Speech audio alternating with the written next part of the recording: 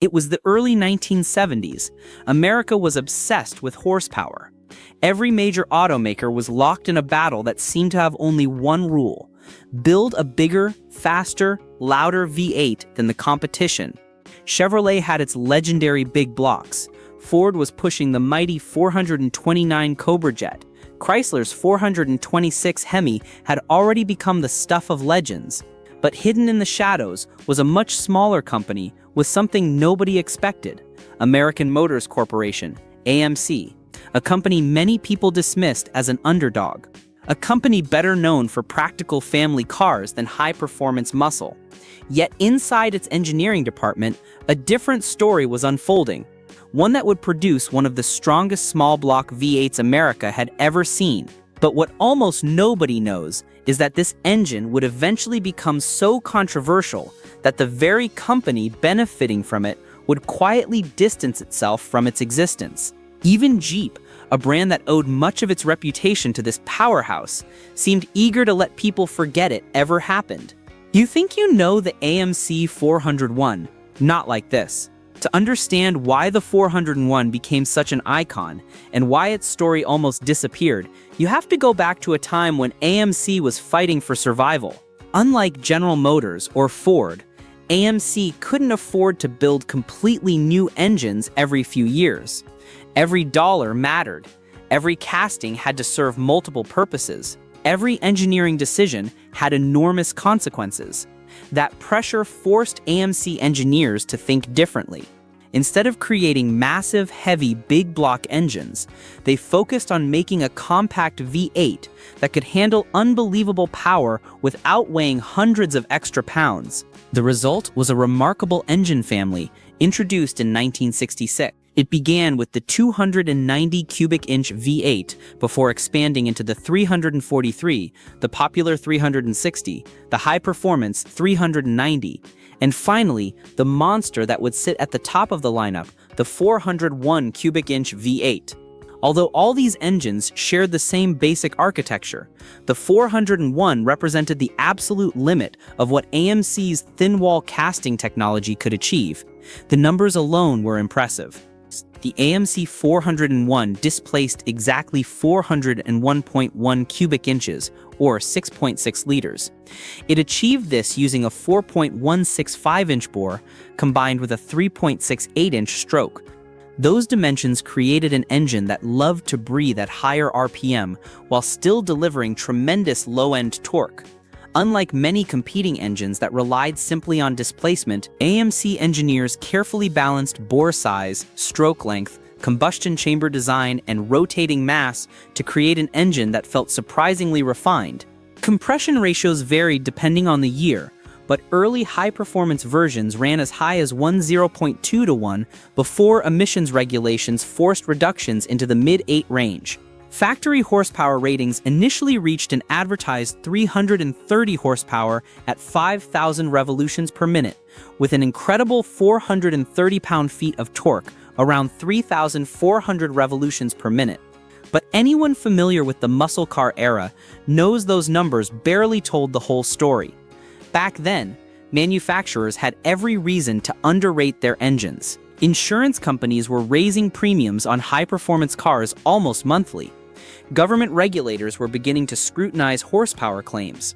Some companies intentionally advertised lower figures than what their engines actually produced. Many enthusiasts believe a healthy early AMC 401 easily exceeded 360 horsepower in factory trim using the older gross horsepower measurement system. Add headers, improved ignition, a slightly larger camshaft, and proper carburetor tuning, and 400 horsepower became surprisingly achievable without opening the bottom end. That wasn't luck, it was engineering. The AMC V8 block featured incredibly thick main-bearing webs that gave the crankshaft exceptional support under heavy loads. The forged steel crankshaft used in many early versions could tolerate sustained abuse that destroyed lesser engines. Large diameter main journals increased durability, while the block itself employed deep skirt construction that significantly reduced flex under hard acceleration. Mechanics who tore these engines apart decades later often noticed something remarkable. Even after well over 150,000 miles, many crankshaft bearings showed surprisingly little wear. Cylinder walls remained straight, main caps stayed firmly seated. It was an engine designed not just to produce power, but to survive it. And that durability soon caught the attention of racers. AMC wasn't traditionally associated with NASCAR dominance or drag racing championships, but that didn't stop determined teams from experimenting. Throughout the late 1960s and early 1970s, heavily modified versions of the AMC V8 began appearing in road racing, NHRA competition, and even off-road endurance events. The engine's compact external dimensions allowed builders to fit it into chassis where larger big blocks simply wouldn't fit. Drivers quickly realized something unexpected. While heavier competitors struggled with front-end weight and poor balance, AMC-powered cars often felt more agile entering corners without sacrificing straight-line performance. But there was a problem. As racers pushed the 401 harder, weaknesses began to appear, not because the block was fragile, but because oil control at sustained high RPM became increasingly critical. During long periods above 6,000 revolutions per minute, oil could accumulate in the cylinder heads faster than it drained back into the crankcase.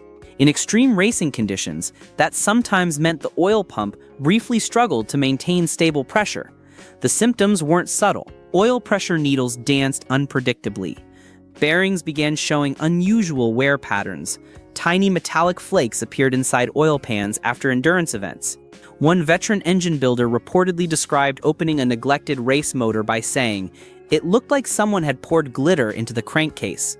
The mystery was becoming serious, and what AMC engineers discovered next would transform the 401 into one of the toughest American V8s ever built. The solution didn't arrive overnight. AMC engineers knew the basic architecture of the 401 wasn't the problem. In fact, the block itself had proven incredibly resilient. The real challenge was keeping oil exactly where it needed to be during sustained high-speed operation. Instead of redesigning the entire engine, they focused on improving oil management. Revised oil passages, better drain-back paths from the cylinder heads, improved high-volume oil pumps, windage trays, and upgraded baffled oil pans gradually became common upgrades among racers. The fixes weren't glamorous, but they worked. Suddenly, engines that once struggled to survive long races were finishing them with stable oil pressure and bearings that looked almost new. That reputation spread fast. Mechanics began telling customers something unusual. If you're building horsepower, start with a 401. It wasn't because it made the most power from the factory. It was because the engine accepted abuse better than almost anyone expected. The deeper enthusiasts looked into the design, the more impressive it became. The forged connecting rods in early high-performance versions were exceptionally robust. The nodular iron crankshaft used in later engines still proved remarkably durable, while the short 3.68-inch stroke reduced average piston speed compared to many larger displacement competitors. Lower piston speed meant reduced stress at high RPM, allowing well-built 401s to safely operate in the 6,200 to 6,500 revolutions per minute range. Race-prepared combinations regularly pushed beyond 7,000 revolutions per minute, with upgraded valve springs, forged pistons, and carefully balanced rotating assemblies.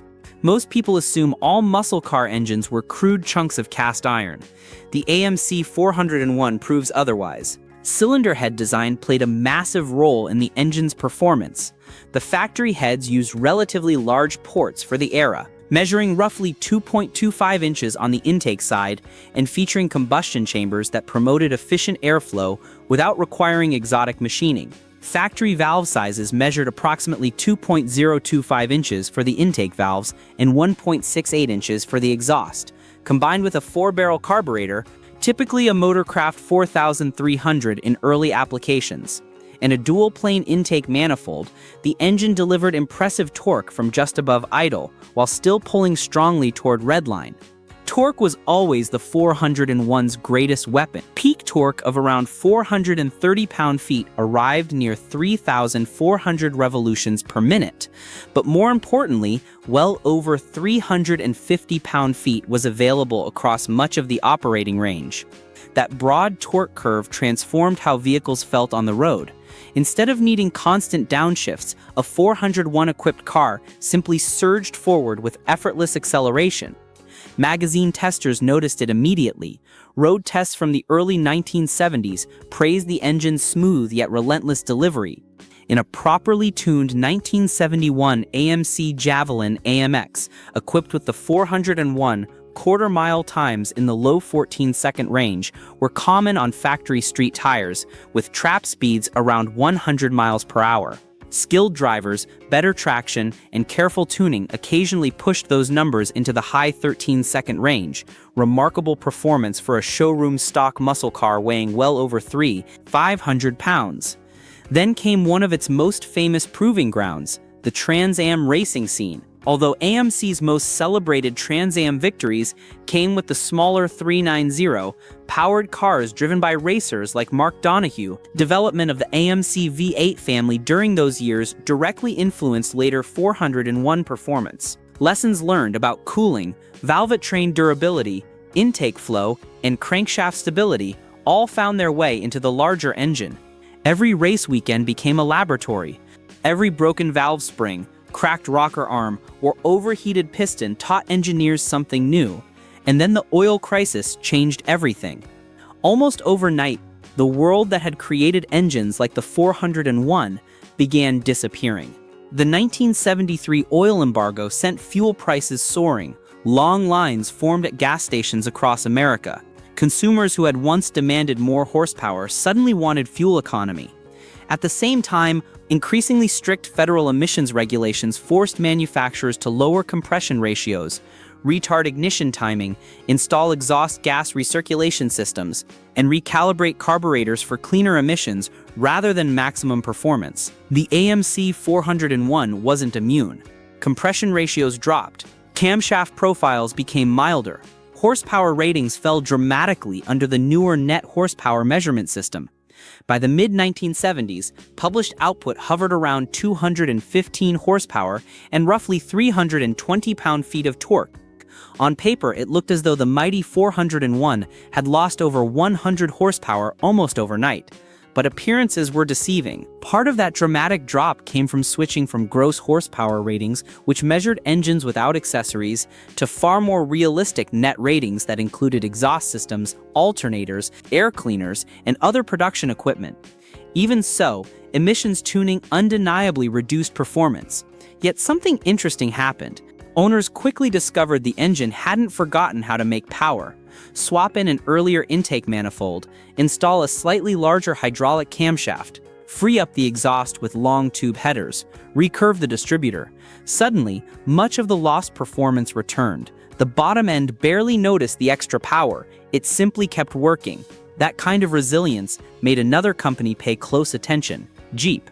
In 1970, AMC acquired Jeep from Kaiser Industries, bringing one of America's most respected off-road brands under its control. At first, Jeep models relied on a variety of inline sixes and older V8s, but engineers soon realized something important. The AMC 401 possessed characteristics almost perfectly suited for heavy four-wheel drive vehicles. It wasn't just horsepower, it was torque. Imagine climbing a steep, rocky trail with oversized tires, low-range gearing, camping equipment in the back, and thousands of pounds of vehicle weight working against you. High RPM horsepower means very little in that situation. What matters is immediate pulling power just above idle. That's exactly where the 401 excelled. Beginning in 1971, the AMC 401 became available in vehicles like the Jeep Wagoneer, Cherokee, and J-Series pickup trucks. With around 330 gross horsepower in its early years, and more importantly, enormous torque, it transformed these vehicles into some of the most capable full-size 4x4s America had ever produced. Hunters loved it. Construction crews trusted it. Off-road enthusiasts swore by it. Owners routinely hauled horse trailers, boats, construction equipment, and campers across mountains without the engine breaking a sweat. Even under heavy loads, coolant temperatures remained remarkably stable thanks to generous water jackets surrounding the cylinders and a cooling system designed for sustained work rather than brief bursts of acceleration. One Jeep mechanic later joked, "The truck usually rusted away before the 401 gave up." But despite all that success, the engine's biggest challenge was still ahead. By the late 1970s, the AMC 401 had already earned a reputation that most engines could only dream of.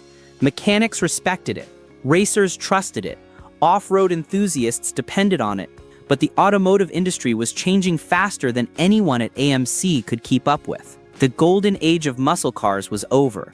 New emission standards became stricter almost every year. Corporate average fuel economy regulations forced manufacturers to rethink every vehicle they produced.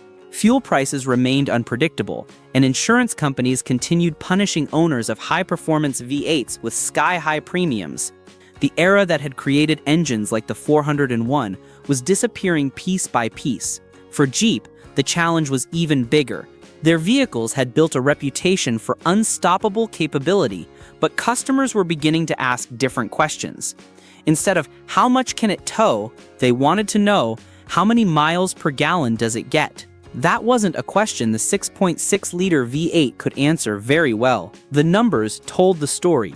Depending on the vehicle, gearing, and driving conditions, a 401 powered Jeep often returned somewhere between 8 and 12 miles per gallon. For buyers who used their Wagoneers and J-Series trucks as workhorses, that was acceptable. But for suburban families facing rising fuel costs, it became increasingly difficult to justify. And then there was manufacturing cost. Although the AMC V8 family had been brilliantly engineered, it was also expensive to produce. Thick castings, generous amounts of iron, precision machining, and relatively low production volumes meant every 401 cost more to build than many newer, lighter engines entering the market. Larger manufacturers like General Motors and Ford could spread development costs across millions of vehicles. AMC simply didn't have that luxury. The company was fighting battles on every front: financial pressure, government regulations, shrinking market share, and fierce competition from manufacturers with far deeper pockets. In 1978, production of the AMC 401 quietly came to an end. After nearly a decade as the flagship of AMC's V8 lineup, the legendary engine disappeared from new passenger cars. Jeep continued using remaining inventory for a short time, but by 1979 the chapter had effectively closed. No dramatic farewell, no nationwide advertising campaign, no celebration of one of America's toughest small-block V8s. It simply faded away, and that's where one of the biggest misconceptions began. As Jeep evolved through the 1980s under new ownership and eventually became part of Chrysler, the company's marketing shifted toward newer engines and modern technology. The focus was on fuel injection, lighter power plants, improved emissions, and better efficiency. The old AMC V8s rarely appeared in brochures or advertisements. New generations of Jeep fans grew up knowing the 4.0-liter inline-six, the Magnum V8, the Hemi, and eventually the Pentastar V6, but many had never even heard of the 401. It wasn't officially erased from history, but it certainly wasn't celebrated. That's why enthusiasts often say it became the engine Jeep tried to forget, not because it was a failure, but because it represented a completely different era, an era when strength mattered more than efficiency, when engineers designed engines to survive abuse instead of chasing every fraction of a mile per gallon. And ironically, that philosophy is exactly why so many 401s are still running today. Visit classic Jeep gatherings across America, and you'll still find Wagoneers, Cherokees, and J-Series pickups powered by their original AMC 401 engines. Many have crossed 200,000 miles. Some have exceeded 300,000 with proper maintenance. It's not unusual to hear owners proudly explain that the bottom end has never been rebuilt. Oil changes, cooling system maintenance, valve adjustments. That's often all they needed. Engine builders still praise the block's incredible strength, With modern forged pistons, aftermarket aluminum cylinder heads, roller camshafts, electronic fuel injection, and carefully balanced rotating assemblies, it's common to see naturally aspirated street builds producing well over 450 horsepower while remaining perfectly streetable. Push the combination further with increased compression and modern airflow improvements, and 500 horsepower is achievable without sacrificing reliability. Add forced induction, and the 401 becomes even more impressive. Turbocharged and supercharged builds have produced well beyond 700 horsepower on reinforced bottom ends, proving just how much hidden strength AMC engineered into the original casting more than 50 years ago. Collectors have noticed. Original 1971 through 1974 401 powered Javelin AMXs have become highly sought-after muscle cars. Restored examples regularly command impressive prices at auctions, while factory-correct Jeep Wagoneers equipped with the 401 continue to climb in value each year. Even complete rebuildable 401 engines, once considered little more than used truck motors, have become increasingly rare and expensive. Because enthusiasts now understand something that wasn't fully appreciated when the engine was new. AMC didn't simply build another V8. They built one of the strongest small block platforms of its generation. Its influence can still be seen today. Modern engine builders continue emphasizing rigid block construction, optimized oil control, lightweight rotating assemblies, and broad torque curves, the very principles AMC engineers prioritized decades ago. While computer modeling and advanced metallurgy have transformed engine design, the philosophy behind the 401 remains surprisingly modern. Build an engine that can handle more than its advertised output, and let reliability become its greatest selling point. So was the AMC 401 perfect? Of course not. It could be thirsty. Parts availability became challenging after production ended. Its factory cylinder heads left room for airflow improvements. Early oil control in racing applications required careful attention, and emissions regulations robbed it of much of its original performance by the late 1970s. But none of those flaws define its legacy. Its legacy is resilience. It's the engine that quietly outworked competitors with far bigger budgets. It's the V8 that powered AMC's greatest muscle cars and some of Jeep's most capable full-size four-wheel drives.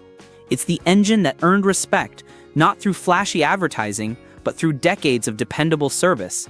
And perhaps that's why its story feels so remarkable today. Because while everyone remembers the Hemi, the Chevy Big Block, or Ford's Cobra Jet, the AMC 401 spent decades hiding in plain sight, waiting for enthusiasts to rediscover just how extraordinary it really was. Sometimes the greatest engines aren't the ones that sold the most, they're the ones that refuse to die.